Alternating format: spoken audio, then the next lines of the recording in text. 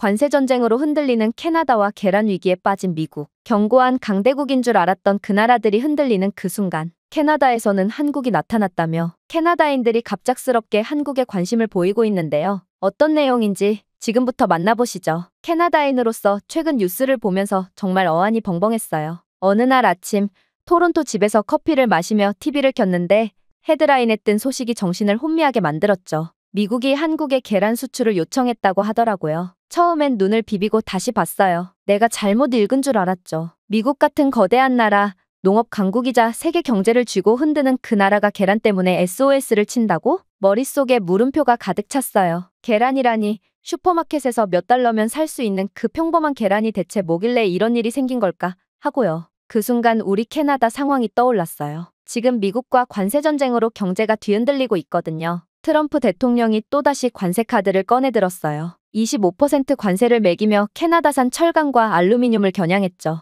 온타리오의 공장들은 벌써부터 주문이 줄어들고 있다고 난리예요. 뉴스에서는 밴쿠버 항구가 수출 물량을 감당 못해 혼잡하다는 이야기도 나왔어요. 시장에서 물가가 오르면서 집안마트에서 우유 한 통 가격이 6달러를 넘었죠. 다들 불안한 얼굴로 계산대에 줄을 서고 있어요. 그런데 그 와중에 미국은 우리를 압박하면서도 한국에 손을 내밀고 있더라고요. 정말 이상하게 느껴졌어요. 캐나다와 미국은 국경을 맞대고 있는 이웃이에요. 수십 년간 무역으로 얽히고 설켜왔죠. 근데 미국은 우리한테는 관세 폭탄을 던지면서 멀리 태평양 건너 한국에 도움을 청하고 있었어요. 한국이 갑자기 중요한 파트너로 떠오르는 모습이 눈앞에 펼쳐졌죠. 뉴스 앵커가 한국의 계란 수출 이야기를 진지하게 보도하는 걸 보니까 더 혼란스러웠어요. 트럼프가 관세를 올리며 우리를 비난하던 그 목소리가 아직 귀에 생생한데 대체 무슨 일이 벌어지고 있는 건지 도통 이해가 안 갔어요. 머릿속이 온통 의문으로 가득 찼죠. 우리 캐나다는 2025년 초 새해가 시작되자마자 미국이 관세 폭탄을 던졌죠.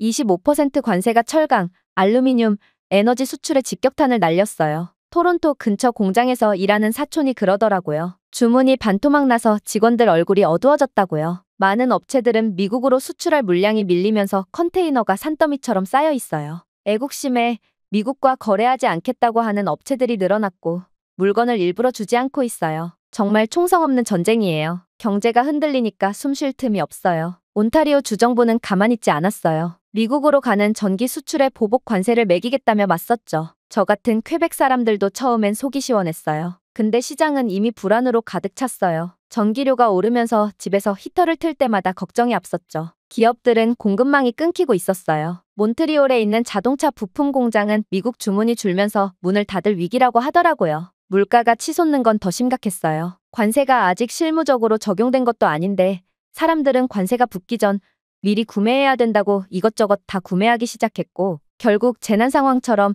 마트의 물건들은 불티나게 팔려나가기 시작했어요. 물류가 부족한 사태가 일어났고 그래서 모든 물가가 갑자기 치솟았죠. 일시적이라는 평가가 지배적이고 뉴스에서도 사재기를 하지 말라고 말하지만 사람들은 뉴스에 그다지 귀를 기울이지 않아요. 당장의 불안함이 더 큰 위기감으로 닥쳐오니까 그냥 일단 마트로 가서 너도 나도 물건을 집어오는 거죠. 심한 곳에서는 마트에서 빵 한 덩이가 5달러를 넘었다는 소식도 들려옵니다. 옆집 아저씨는 커피값이 올라서 아침마다 투덜거리죠. 서민들의 불만이 터져 나왔어요. 미국은 여기서 멈추지 않았어요. TV 토론에서 미국 관리들이 큰 소리로 우리를 질책하는 모습이 나왔어요. 더 센 압박이 이어졌죠. 관세를 30%까지 올릴 거라는 소문까지 돌았어요. 오타와에선 시위대가 거리로 나와 플래카드를 들고 항의했어요. 혼란 속에서 캐나다인들은 생계를 걱정하며 하루하루를 보내고 있어요. 집에서 뉴스를 볼 때마다 한숨만 나왔죠. 근데 그 와중에 미국은 한국과 손잡고 계란 문제를 해결하려 하더라고요. 내가 아침에 먹는 그 계란이 대체 뭐길래 그럴까요? 캐나다산 계란은 두 손 들고 외면하면서 한국에서 계란을 들여온다고 했어요. 우리 농부들은 계란값이 내려가서 울상인데 미국은 태평양 건너 한국을 찾았죠. 관세로 우리를 괴롭히면서도 한국과는 웃으며 거래를 하더라고요. 그 모습이 너무 황당해서 TV를 꺼버리고 싶었어요. 그러다가 이유를 알게 됐어요. 어느 날 집에서 친구와 전화로 수다를 떨다가 이야기가 나왔죠. 미국에서 조류 독감 때문에 계란 생산이 급감했다고 하더라고요. 2025년 3월쯤 뉴욕과 캘리포니아 농장에서 닭들이 병에 걸려 수백만 마리가 사라졌대요. 계란 가격이 폭등했어요. 토론토 마트에서도 계란 한 판이 8달러까지 치솟은 걸 봤는데 미국은 더 심했나 봐요. 뉴스에서 소비자들이 슈퍼마켓 앞에서 항의하는 장면이 나왔어요. 계란으로 아침을 시작하는 미국인들이 불만을 터뜨리며 정부를 비난했죠. 그 소란 속에서 미국이 한국을 찾았다는 거예요. 캐나다도 비슷한 문제를 겪고 있었어요. 우리나라 농장에서도 조류 독감 때문에 계란 공급이 흔들렸죠. 근데 미국에게 도움을 줄 수준은 되거든요. 근데 미국은 우리 캐나다 대신 한국을 선택했어요. 처음엔 이해가 안 갔어요. 그러다 한국이 안정적인 농업 기반을 갖췄다는 걸 알았어요. 친구가 그러더라고요. 한국은 전 세계 조류 독감 같은 위기에 빠르게 대응할 시스템이 있대요. 농부들이 정부와 협력해서 계란을 안정적으로 생산하고 수출 준비도 끝냈더라고요. 미국으로 계란 상자가 실린 배가 부산항에서 출발했다는 기사를 봤어요. 그때 좀 놀랐어요. 근데 단순한 계란 수출이 아니었어요. 더 찾아보니까 한국은 이미 미국의 핵심 파트너로 자리 잡고 있더라고요. 더 알아보니 반도체 산업에서 한국이 얼마나 큰 역할을 하는지 몰랐어요. 삼성전자가 미국 텍사스에 공장을 짓고 반도체 칩을 공급하고 있대요. 배터리도 마찬가지였어요. 전기차 열풍 속에서 LG와 SK가 미국 자동차 회사들과 손잡고 있었죠. 심지어 자동차 산업에서도 현대차가 미국 시장을 휩쓸고 있더라고요. 캐나다산 철강이 관세 때문에 밀려난 사이 한국산 기술과 상품이 그 빈자리를 채웠어요. 그리고 그 속도는 정말 빨랐고 단 하루아침에 수입 결정이 떨어지고 한국에는 관세 부과를 하겠다는 직접적인 이야기도 없죠. 이걸 놓고 제3자가 본다면 미국의 절친한 동맹은 오히려 한국이라는 생각이 들 정도의 일들이죠. 그제야 상황이 눈에 들어오기 시작했어요. 계란은 그냥 시작일 뿐이었죠. 미국이 한국을 찾은 건 농업 때문만이 아니었어요. 한국의 빠른 대응력과 기술력이 미국을 끌어당겼더라고요. 캐나다산 알루미늄으로 트럭을 만들던 시절은 끝났어요. 이제 한국산 배터리로 움직이는 전기차가 미국 도로를 달리고 있었죠. 뉴스를 보며 고개를 끄덕였어요. 한국이 이렇게 대단한 나라였구나 하고요. 처음엔 정말 황당했어요. 계란 때문에 미국이 한국에 손을 내민다는 게 솔직하게 터무니없게 들렸죠. 퀘벡 집에서 뉴스를 보며 혼잣말로 웃기까지 했어요. 근데 며칠 동안 곰곰이 생각해보니까 마음이 바뀌었어요. 한국이 정말 대단하다는 걸 인정할 수밖에 없었죠. 캐나다와 미국은 서로를 비난하며 관세로 치고받고 있어요. 오타와와 워싱턴은 매일 성명서를 주고받으며 싸우고 있죠. 우리 경제는 흔들리고 미국도 물가 때문에 골머리를 앓고 있어요. 근데 한국은 그 소란 속에서 조용히 자기 자리를 지키고 있더라고요. 경제 혼란을 겪는 우리와 달랐어요. 한국은 혼란 속에서도 흔들리지 않고 자기 역할을 해내고 있었어요. 그 침착함이 놀라웠어요. 문화적인 면도 무시할 수 없었어요. K-드라마와 K-팝이 세계를 휩쓸고 있다는 건 알고 있었죠. 토론토에 사는 조카가 방탄소년단 콘서트 티켓을 구하려고 컴퓨터 앞에서 눈이 빠지게 기다렸다고 하더라고요. 게다가 넷플릭스를 켜면 한국 드라마가 상위권에 올라 있어요. 저 역시도 친구들이나 회사 동료들과 맥주를 마시며 오징어 게임 얘기로 한참 떠들었죠. 근데 그게 단순한 유행이 아니었다는 건데요. 문화적 영향력이 실질적인 경제력과 연결돼 있더라고요. 한국은 드라마로 사람들의 마음을 사로잡고 기술로 시장을 잡고 있었어요. 캐나다의 메이플 시럽이나 하키가 이런 힘을 가진 적이 있었나 싶었어요. 미국이 한국을 찾는 게 계란 때문만이 아니라는 걸 알았어요. 계란은 그냥 계기일 뿐이었죠. 한국은 이미 미국의 신뢰를 얻은 파트너였죠. 반도체로 스마트폰을 돌리고 배터리로 전기차를 움직이게 했고 그걸로 미국도 움직이게 했어요. 한국이 미국과 손잡고 계란부터 기술까지 채워주는 걸 보니까 가슴 한구석이 쓰라렸어요. 캐나다인으로서 자존심이 상하기도 했어요. 토론토의 공장이 문을 닫고 밴쿠버 항구가 혼잡한 와중에 한국은 태평양 건너에서 조용히 빛나고 있더라고요. 미국과 국경을 맞대고 있는 우리한테 이런 기회가 없었던 걸까?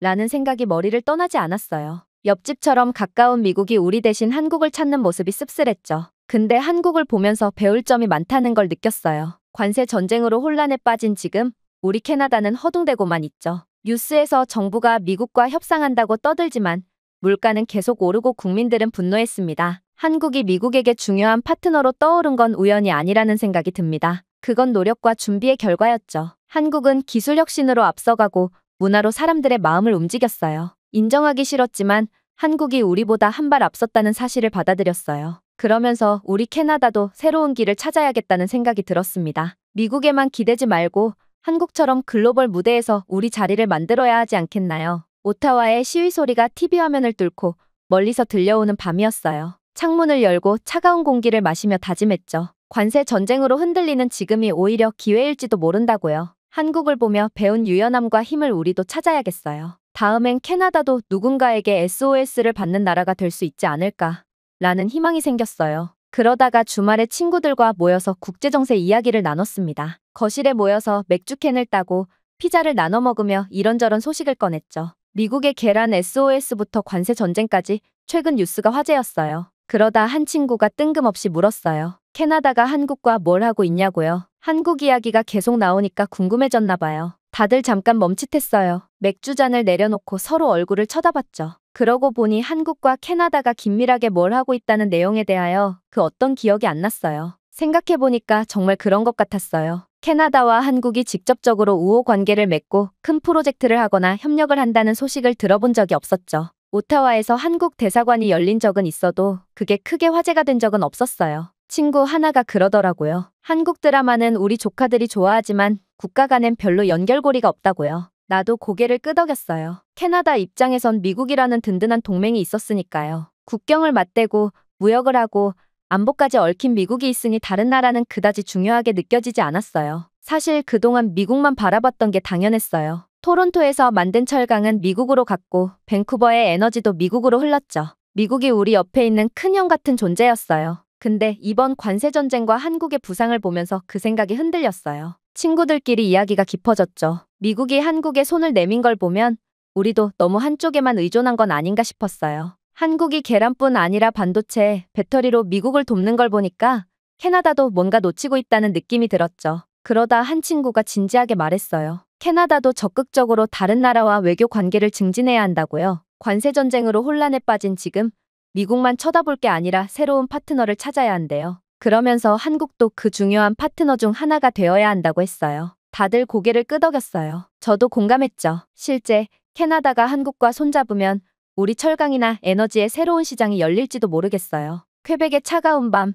피자 조각을 들고 웃으며 생각했어요. 한국과 가까워질 기회가 생긴다면 좋겠다고요. 근데 놀랍게도 요즘 젊은 친구들 사이에서 한국이 화제더라고요. 정확히는 10대나 20대들 사이에서요. 어느 날 집에서 저녁을 먹다가 알게 됐어요. 17살 딸아이가 스마트폰을 들여다보며 뭐가 재밌는지 계속 웃고 있더라고요. 물어보니까 한국 아이돌 영상을 보고 있다고 했어요. 스마트폰 속 세상에서 한국이라는 나라를 너무 잘 알고 있었고 K-팝 그룹 이름이랑 드라마 제목을 줄줄 외우는데 이것뿐만 아니라 한국이라는 나라에 대해서 전반적으로 저보다는 훨씬 많이 아는 것 같았어요. 심지어 한국 음식 종류도 알고 인사말도 알던데 평소 같았으면 그런가 보다 하고 넘어갔을 이야기지만 저는 딸아이와 한국 관련해서 더 많은 대화를 나누었습니다. 그러다가 딸아이가 학교 이야기를 꺼냈어요. 자기 학교에 한국 출신 학생이 있다고 하더라고요. 남학생인데 인기가 많대요. 키도 크고 옷도 세련되게 입고 다니면서 친구들 사이에서 주목받고 있대요. 심지어 캐나다인 여자친구를 몇 번이나 사귀었다고 하더라고요. 그 말을 듣는 순간 머릿속이 어지러웠어요. 내가 학창시절 다니던 학교에선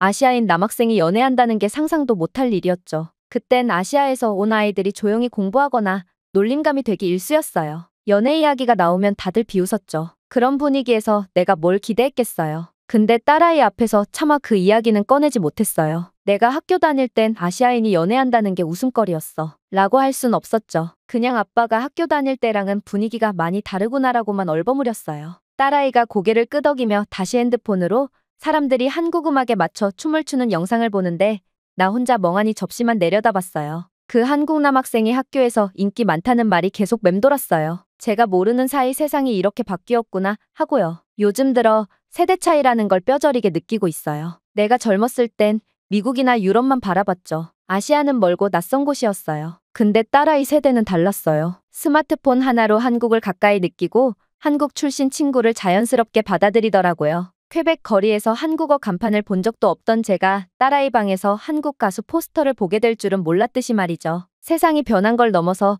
한국이 그 변화를 이끌고 있다는 생각이 들었어요. 이런 변화가 싫다거나 거부감이 든다는 이야기는 절대 아니에요. 퀘벡 집에서 딸아이와 한국 이야기를 나누면서 오히려 마음이 열리더라고요. 세상이 이렇게 바뀌는 걸 보면서 나도 유연하게 받아들여야겠다는 생각이 들었어요. 딸아이가 한국 아이돌 영상을 보여주며 신나게 설명할 때 그냥 웃으며 고개를 끄덕였죠. 예전엔 상상도 못했던 변화지만 이제는 상황에 맞게 대응해야 할 때라는 걸 알았어요. 한국이라는 나라가 이렇게 급부상하는 걸 보면 이건 무시할 수 없는 흐름이에요. 한국은 지금 눈에 띄게 떠오르고 있어요. 그리고 뉴스를 보며 알아본 게 많았죠. 미국의 동맹국들 중에서 유일하게 공격받지 않는 나라라는 점이 놀라웠어요. 캐나다는 관세 전쟁으로 미국과 치고받고 있고 유럽의 나라들도 무역 갈등에 휘말려 있어요. 근데 한국은 달랐어요. 트럼프가 관세를 올리며 다른 나라들을 압박할 때도 한국은 조용히 자기 자리를 지켰어요. 그 모습이 인상 깊었어요. 한국의 잠재력이 어디까지인지 궁금해졌어요. 딸아이가 말하더라고요. 학교에서 한국 출신 친구가 학업 성적으로 매번 상을 받았다고요. 캐나다 아이들도 그 친구를 따라잡으려 애쓴다더라고요. 그러니까 똑똑하고 잠재력 있는 학생들이 많다는 이야기가 아닐까 싶었습니다. 더욱더 캐나다로선 이런 나라와 가까워질 기회를 놓치면 안 되겠다는 생각이 들었어요. 저는 이러한 변화를 기다려보고 싶어요. 한국의 잠재력이 어디까지 펼쳐질지, 캐나다와 어떤 연결고리를 만들지 조용히 기대하고 있어요. 지나치게 보수적인 시각과 불필요한 경계심은 접어두고 국제정세에 집중하며 새로운 파트너를 찾아보는 게 어떨까요? 한 명의 시민으로서 생각을 말씀드려봤습니다. 저와 다른 의견도 좋으니 그 어떤 내용이라도 말씀해 주시면 깊게 생각도 해보겠습니다. 감사합니다. 오늘의 영상은 여기까지입니다. 그리고 지금 화면에 나오는 영상을 아직 시청하지 않으셨다면 지금 바로 시청해보세요. 재미있는 다음 사연이 기다리고 있습니다. 감사합니다.